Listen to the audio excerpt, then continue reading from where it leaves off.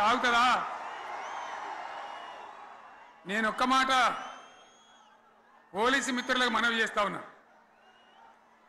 ప్రజాస్వామ్యంలో ప్రజలకు అడిగే హక్కు ఉంటుంది, తప్పకుండా అడుగుతారు ప్రజలు. ఈ అడిగే హక్కును సోషల్ మీడియాలో బీఆర్ఎస్కు సోషల్ మీడియా వారియర్స్ ఉన్నారు, వాళ్ళు బ్రహ్మాండంగా పనిచేస్తున్నారు, ఖచ్చితంగా అడుగుతున్నారు ప్రజల తరఫున. ఇంత అన్యాయం జరుగుతుంటే చూడలేక సోషల్ మీడియాలో పనిచేసే తెలంగాణ బిడ్డలు ఇది ఏమన్యాయమే ఎట్లా అని చెప్పి ప్రభుత్వాన్ని ప్రశ్నిస్తూ ఉన్నారు, ప్రజలకు మద్దతుగా నిలబడతా ఉన్నారు. వాళ్ళ మీద కేసులు, వాళ్ళని పట్టుకపోవడు. పోలీస్ సోదరులను నేను అడుగుతా ఉన్నా, మీరెందుకు దునుకులాడుతుండ్రే?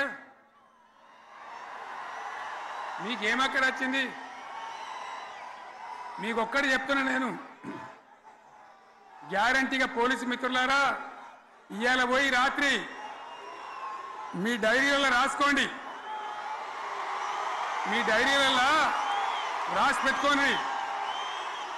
100కు 100% ఇలా తెలంగాణ చెలరేగిన పరిస్థితికి మళ్ళా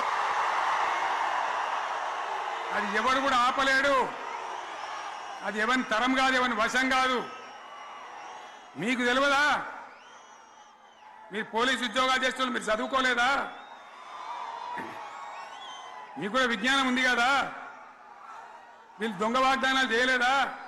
ప్రజలను మోసం చేయలేదా? ప్రజాస్వామ్యంలో ప్రజలకు అడిగే హక్కు లేదా? మీరెందుకు కేసులు పెడుతున్నారు? నాకు అర్థం కాదు. మీరెందుకు దునుకులాడుతున్నారు? మీరెందుకు బలైతారు? రేపు మీకు రాజకీయాలు ఎందుకు? మీ డ్యూటీ మీరు చేయండి. మేము బీఆర్ఎస్ ఎప్పుడు శాసనాన్ని ఉల్లంఘించం, చట్టాలను ఉల్లంఘించం. అయినా నేను ఒక్క మాట మళ్ళీ చెప్తా ఉన్నా, మీకు ఆల్రెడీ చెప్తా ఉన్నారు పార్టీ నుంచి, ఎక్కడ ఎవరిని మీ మీద అన్యాయం కేసులు పెట్టినా మన టీఆర్ఎస్ లీగల్ సెల్ వీరులు ఉన్నారు, మీరు భయపడే అవసరం లేదు. న్యాయస్థానాలని అక్కడ పోరాటం చేద్దాం. మీకు అండగా కేసీఆర్ ఉంటాడు, బీఆర్ఎస్ ఉంటుంది, అందరం ఉంటాం. ఇక ఈడికెళ్ళి నేను కూడా ఊకోను, నేను బయలుదేరతా. యాందాకైనా మంచిదే. ఎవరెవరి సంగతి ఏందో, ఎవరైనా లెక్క ఏందో అన్ని కూడా లెక్కలు తీద్దామని మనవి చేస్తా ఉన్నా. ఈ రకంగా